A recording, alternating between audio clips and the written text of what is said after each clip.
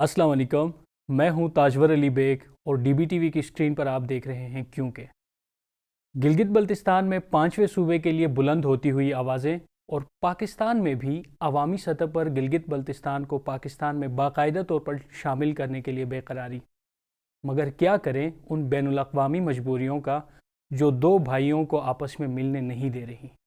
بات کرتے ہیں گلگت بلتستان کی کیونکہ مسئلہ ہے گلگت بلتستان کا۔ ہمارے ساتھ رہیے گا۔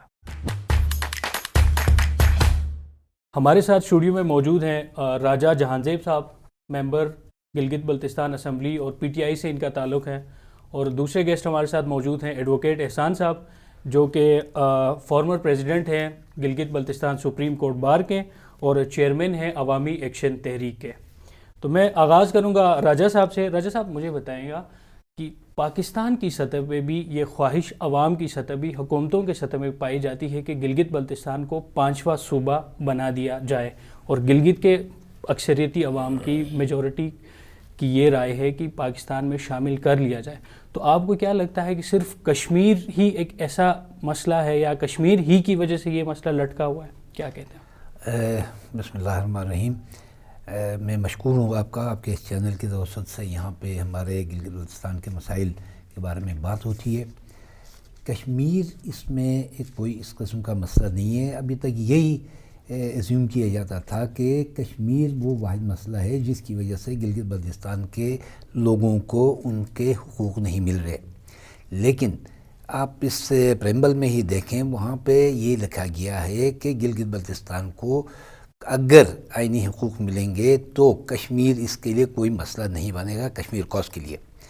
تو اس کے پریمبل میں سارا کچھ واضح ہے۔ ہمارے پی ٹی آئی کی گورنمنٹ نے جو وہاں پہ انہوں نے سٹینڈ لیا ہوا ہے، خاص کر کوئی 70 سال کے بعد، کہ گلگت بلتستان کے عوام کیا چاہتے ہیں، ان کو انہوں نے اس لیول پہ لا کے ڈسکس کیا جس کا آج سے پہلے کسی گورنمنٹ نے یہ ہمت نہیں کی۔ تو اس پہ ہو رہا تھا، اس پہ بات ہو رہی تھی، اس کا جو معاملہ جتنا کرونک ہوگا اس کے لیے اتنے ہی زیادہ آپریٹ کرنا پڑے گا، اس کو کر کے پھر اس کا کوئی حل نکلے گا۔ تو بہرحال یہاں پہ بیچ میں کورٹ آ گیا اور انہوں نے ایک دعوت پہ میں کورٹ کی بات پہ آ رہا ہوں۔ ایڈوکیٹ صاحب، احسان صاحب، مجھے یہ بتائیے گا کہ اگر گلگت بلتستان کو 5واں صوبہ بنا دیا جاتا ہے تو آپ کو کیا لگتا ہے کہ اس میں اقوام متحدہ کے اندر بھارت کا کیس مضبوط نہیں ہوئے گا؟ کیونکہ وہ آلریڈی کشمیر کو اپنا اٹوٹ انگ بنایا ہوا ہے، کشمیر کو انڈیا میں شامل کر چکا ہوا ہے۔ اس پہ آپ کے چینل ڈی بی چینل کا بہت بہت شکریہ، آپ نے اس طرح کا پروگرام ارینج کیا ہے اسی گلگت بلتستان کی کنسٹیٹیوشنل ایشو پہ۔ آپ کی جہاں تک سوال کا تعلق ہے تو یہ پاکستان 1948 میں جو پہلی قرارداد ہوئی ہے 13 اگست 1948 کی، اس کے تحت اپنا آپ کو پابند کیا ہوا ہے کہ ریاست جموں کشمیر بشمول گلگت بلتستان، یہ اس کا فیصلہ ہوگا یو این او کے نگرانی میں رائے شماری کے ذریعے کہ وہ کیا چاہتے ہیں۔ تو اس میں پھر اس کے بعد کئی اور قراردادیں ہو گئی ہے۔ 5 جنوری 1949 کی قرارداد ہے، اس کے بعد قراردادیں سیکورٹی کونسل کی قراردادیں ہو گئی ہیں۔ اس میں ایک اور وہ اس سے متنازع ڈکلیئر ہونے کے بعد ایک اور سیکورٹی کونسل کی جو قرارداد ہے جس میں یہ کلیئر اس پہ ان کی چارٹر ہے سیکورٹی کونسل کا، اس میں یہ کہا گیا ہے کہ کوئی بھی ملک یک طرفہ طور پر اپنے طور پر کوئی بھی متنازع علاقہ یا ملک سے باہر کا کوئی علاقہ یو این کی اپروول کے بغیر وہ اپنا پارٹ ڈکلیئر نہیں کر سکتا، شامل نہیں کر سکتا۔ تو یہ ان وجوہات کی وجہ سے یہ پاکستان کے لیے عملاً ممکن نہیں ہے کہ گلگت بلتستان کو اپنا، ڈسپائٹ دا فیکٹ کہ گلگت بلتستان کی میجارٹی آبادی شاید پاکستان کے ساتھ شامل ہونا چاہتے ہیں، اس 72 سال سے ساتھ رہے ہیں تو اس کے ایک ہم آہنگی بھی ہے، لیکن عملاً ممکن نہیں ہے پاکستان کے لیے۔ صحیح۔ تو اس سے جو پھر خود کشمیر کے حوالے سے پاکستان کا جو موقف ہے، جو 72 سال سے ہم کشمیریوں کی قربانیوں کا ہم ذکر کرتے ہیں، اور وہ بڑی یعنی کہ ابھی 1 لاکھ سے زیادہ نوجوان وہاں پہ شہید ہو گئے ہیں، پھر بے شمار زخمی ہے، غائب ہے بے شمار، ان کے اندھے ہو گئے ہیں چھوٹے چھوٹے بچے. تو وہ اس کے نتیجے میں وہ پھر وہ تحریک جو ہے نا پھر وہ پاکستان کی اس سے نکل جائے گی ہاتھ سے. پھر کشمیریوں کا جو مسئلہ ہے وہ بھی پھر پاکستان سے بدزن ہو جائیں گے. یہ پھر پاکستان کا عملاً. ٹھیک ہے ایڈوکیٹ صاحب، مجھے ایک بریک کا کہا جا رہا ہے، ایک بریک لیتے ہیں، بریک کے بعد دوبارہ اس پہ ڈسکشن جاری رکھتے ہیں. ہمارے ساتھ رہیے گا. جی ایڈوکیٹ صاحب، سپریم کورٹ نے تو تسلیم کر لیا کہ گلگت بلتستان ایک متنازع علاقہ ہے، تو اس کے بعد آپ کیا دیکھتے ہیں کہ آگے کیا ہونا چاہیے؟ ایک متنازع علاقہ اگر تسلیم سپریم کورٹ نے کر لیا اور فیصلہ ان کا آ گیا، تو اس کے بعد کیا دیکھتے ہیں آگے آپ؟ دیکھیں نا جی، سپریم کورٹ پاکستان کی سب سے بڑی عدالت ہے. اس میں فیصلے لوگوں کی خواہشات اور امنگوں کے مطابق نہیں ہوتی ہیں. فیکٹس، قانون اور جو ایویڈنس ہے، ڈاکومنٹری ایویڈنس ہے، اس کی بنیاد پہ عدالتیں فیصلے کرتی ہیں. اور سپریم کورٹ نے ان جو تاریخی حقائق ہیں اور جو اس ریاست جموں کشمیر کے تنازع سے مختلف جو ڈاکومنٹس ہیں، انٹرنیشنلی ریکگنائز ڈاکومنٹس ہے، پاکستان کی دستخط شدہ ڈاکومنٹس ہے، اس کی روشنی میں فیصلہ کیا ہے کہ یہ ریاست جموں کشمیر کا حصہ ہے. اور یہ اس میں انہوں نے ریاست جموں کشمیر کے ساتھ یہاں کے لوگوں نے بھی وہ رائے شماری میں حصہ لینا ہے. اب جو مسئلہ ہے، اب ٹل دین جو ہے اس نے بھی ایک سپریم کورٹ نے بھی ایک سلوشن تو ایک عرض دیا، کہا کہ اس وقت تک جو ہے پاکستان اگر عارضی طور پر ایک عبوری صوبہ جس طرح انڈیا نے دیا ہے اپنے ریاست جموں کشمیر کو آرٹیکل 370 کے تحت، انہوں نے بھی ایک عبوری، وہاں صوبے کو اسٹیٹ کہا جاتا ہے، یہاں صوبہ کہا جاتا ہے، تو ایک عبوری اسٹیٹ انہوں نے دیا ہے. اس میں کلیئر دیا ہوا کہ جناب یہ کشمیر کے مسئلے کے فائنل سلوشن تک یہ ہے، عبوری ہے. اسی طرح اس رائے شماری تک پاکستان بھی ایک عبوری ایک نظام دے سکتا ہے، لیکن پاکستان کا موقف یہاں پہ انڈیا سے مختلف ہے، اس لیے اس کے لیے مشکل ہے. تو راجہ صاحب مجھے یہ بتائیے گا کہ عوامی سطح پہ اس مطالبے کو لے کے، آئینی مسئلے کو لے کے کتنا دباؤ ہے اور کیا مفادات ہے لوگوں کی جو ایک ابھی کا جو سیٹ اپ ہے وہاں رہ کے پوری نہیں ہو رہی؟ عوامی طور پہ تو یہ سارے ہم نے پچھلے، آپ کو معلوم ہے کہ دور میں ہم نے یہ بات ہم نے اٹھائی، اس کے لیے ہم نے لوگوں کو بھی جمع کیا اور اس پہ سارا کچھ سامنے ہے. اس پہ پہلی دفعہ یہ جو مسئلہ تھا جس کو پی ٹی آئی گورنمنٹ اس کو سارٹ آؤٹ کرنے کے لیے سنسیئرلی کوئی سٹیپ اٹھانے پہ تیار ہوئی. ہمارے مینیفیسٹو میں یہ لکھا ہوا ہے کہ ہم گلگت بلتستان کو ایک عبوری آئینی صوبہ دیں گے جب تک کہ اس کا یو این اس کے ریزولوشن کے مطابق اس کا ڈیسیجن نہیں ہوتا. ٹھیک، تو ایڈوکیٹ صاحب مجھے یہ بتائیں کہ سب سے بڑا مسئلہ اس وقت گلگت بلتستان کا اسٹیٹ سبجیکٹ رول ہے یا آئینی مسئلہ ہے؟ کیونکہ گلگت بلتستان کے اندر اس وقت زمینیں خریدی جا رہی ہیں نان لوکل لوگوں کی طرف سے، تو اگر زمین ہی آپ کے پاس نہ رہے تو آپ اس آئین کا کیا کریں گے؟ سب سے بڑا مسئلہ آئین کا ہے یا اسٹیٹ سبجیکٹ رول کا ہے؟ اسٹیٹ سبجیکٹ رول بھی اس علاقے کا جو متنازع حیثیت ہے اس سے منسلک ہے، چونکہ ریاست جموں کشمیر کا حصہ ہونے کے ناطے وہاں پہ اسٹیٹ سبجیکٹ رول یہ 1927 کی مہاراجا نے اپنے اسٹیٹ کے عوام کے حقوق کے تحفظ کے لیے وہ بنایا تھا قانون.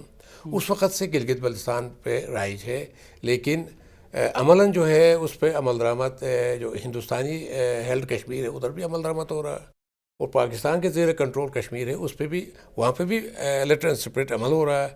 گلگت بلتستان میں نامعلوم وجوہ کی بنا پر وہاں اس کی ختم نہیں ہے، وائلیشن ہو رہی ہے، وائلیشن میں زمینیں خریدی جا رہی ہے، ریاست بھی جناب زمینوں پہ قبضہ کر رہی ہے اور بغیر معاوضے کے جناب اپنے مقاصد کے لیے استعمال کر رہی ہے.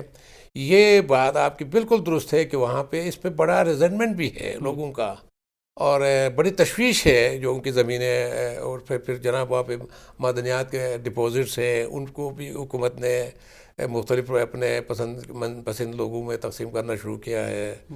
تو اس وجہ سے وہاں جو لوگوں میں سخت تشویش ہے اسٹیٹ سبجیکٹ رول کے حوالے سے. وہ کہتے ہیں اس پہ ادھر بھی عمل درآمد ہو جس طرح دونوں حصوں میں ہے. تو یہاں نہ کرنا یہ حکومت پاکستان کی اس میں دوگلی پالیسی نظر آتی ہے. مجھے ایک بریک کا کہا جا رہا ہے, بریک لیتے ہیں, بریک کے بعد دوبارہ حاضر ہو کے مزید گفتگو جاری رکھتے ہیں. راجہ صاحب, صوبے سے لے کے آپ اس کو کشمیر طرز کا سیٹ اپ بھی اگر دے دیں, ابھی کا جو وزیر اعلیٰ ہے وہ وزیر اعظم بن جائے گا, گورنر ہے وہ صدر بن جائے گا. عام بندے کا مسئلہ کیا ہے؟ عام بندے کا مسئلہ کیسے حل ہوگا؟ عام بندے کا مسئلہ آپ نوکریاں ہیں, عام بندے کا مسئلہ وہاں پہ صاف پانی ہے, بجلی کا مسئلہ ہے, وہ کیسے حل ہوں گے؟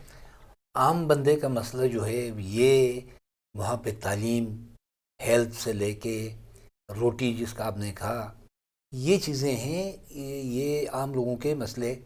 اس میں یہ ہوتا ہے کہ ان کو ایجوکیٹ بھی کرنا پڑتا ہے کہ جی آپ کے ان مسائل کے حل کے لیے کیا کیا جائے.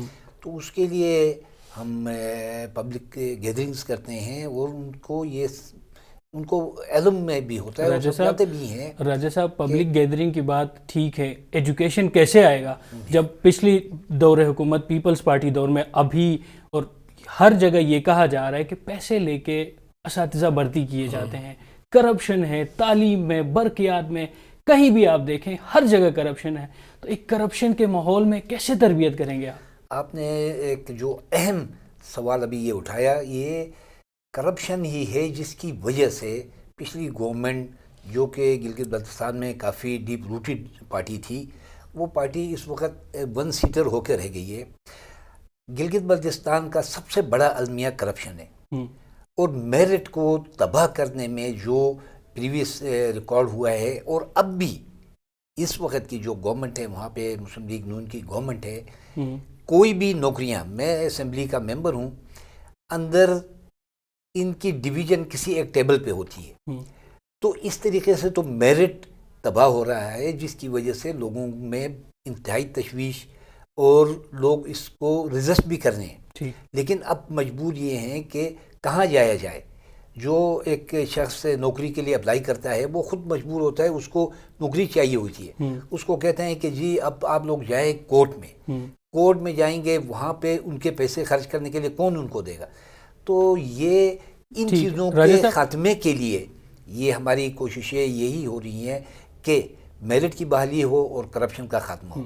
ایڈوکیٹ صاحب, مجھے یہ بتائیں, ایک شخص اٹھ کے اپنے گھر کے سامنے موجود اسکول کے پرائمری پاس ٹیچر سے یہ نہیں پوچھ سکتا کہ آپ کی تعلیمی اسناد کہاں ہیں, تو وہ اسٹیٹ سے کیا پوچھے گا کہ میرے حقوق کیا ہیں؟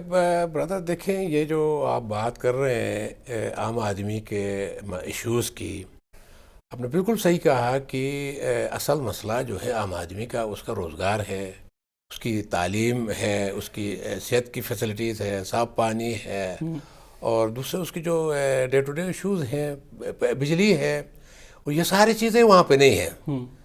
کہ باوجود اس کے کہ یہ جو موجودہ نون لیگ کی جو گورنمنٹ ہے, وزیر اعلیٰ صاحب بڑے دعوے کر رہے ہیں, ذرا بڑے میگا پروجیکٹ میں نہ لائے ہیں, اور اس سے پچھلے گورنمنٹ بھی دعوے کرتی تھی, لیکن ان میگا پروجیکٹس کے پیچھے جو ہے نا میگا کرپشن ہے.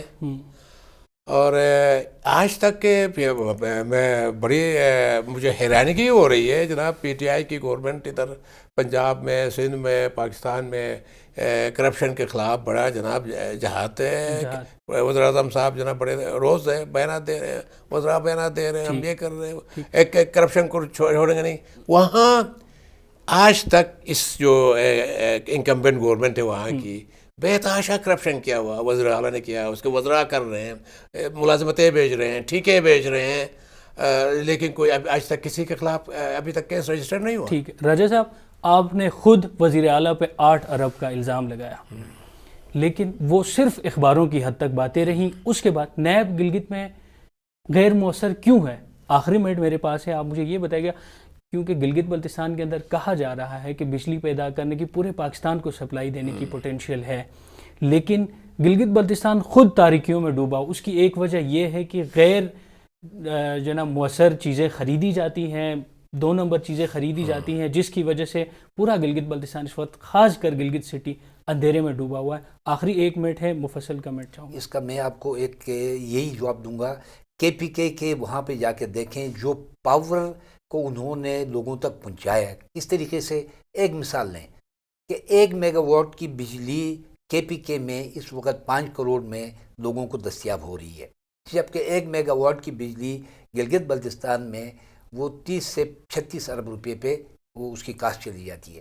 اس میں ہی میگا کرپشن، اور یہ جو کرپشنز ہو رہی ہیں یہ بڑے بڑے کانٹریکٹس، اور ایک ٹیکنیکل اس قسم کی انہوں نے وہ بنائی ہوئی ہے کہ جتنے MPAs کے جو پروجیکٹس ہوتی ہیں ADP کی، ان کو کمبائن کر کے بڑے کوئی 3-4 کروڑ کے اسکیمیں بنا کے اس کو، جو ایسی اسکیمیں تھیں جو 10 لاکھ 5 لاکھ 20 لاکھ کی اسکیمیں، ان سب کو ایک جگہ میں جمع کر کے ایک ٹینڈر کرایا جاتا ہے تاکہ ایک جگہ میں اس کے پیسے اٹھائے جائیں. اس کے لیے ہم یہ کہتے ہیں کہ یہ سپلٹ اپ کرو، جس کی وجہ سے اس کی کارکردگی ٹھیکیدار کی وہ ایک ہی ٹائم پہ 2 4 6 الگ الگ جگہوں میں کاموں کو سپرویژن نہیں کر سکتا ہے. تو یہ جو 8 ارب کے کرپشن کی بات کی ہے یہ میں نے نہیں کی، البتہ یہ ہے کہ اربوں میں کرپشن یہاں پہ ہوئی ہے. اور خاص کر میں ایک یہاں پہ اپنے حلقے کی بات کروں گا کہ یاسین میں 7 ایسے پروجیکٹس تھیں جن کو کہ کاغذات پہ ان کو کمپلیشن دکھائی گئی، اور قریباً 6 سے 7 کروڑ کے اماؤنٹ کو ان کرپشن کے ذریعے جب اس میں ٹھیکیداروں نے میل ملاپ سے وہاں پہ، اور اس میں سیاسی لوگ بھی انوالو ہیں کرنے پہ، ہم نے اس کے خلاف بہت سخت ریزسٹنس کی. آئی ایم سوری راجہ صاحب، ٹائم میرا ختم ہو رہا ہے. بہت بہت شکریہ راجہ صاحب، اور بہت بہت شکریہ ایڈوکیٹ صاحب. گلگت بلتستان میں آئین کے مسئلے پہ کوئی دو رائے نہیں ہے، لیکن عام بندہ کیا سوچتا ہے، عام بندے کے مسائل کیا ہیں. گلگت بلتستان اندھیروں میں جکڑا ہوا ہے، کرپشن ہے وہاں پہ. تو ان سب مسئلوں کے لیے نئی آنے والی PTI حکومت اگر گلگت بلتستان کے اندر مخلص ہے تو کیا کر سکتی ہے، اور مستقبل میں کیا ہوگا، جانیں گے اگلے شوز میں انشاءاللہ. ہمارے ساتھ رہیے گا. اللہ حافظ.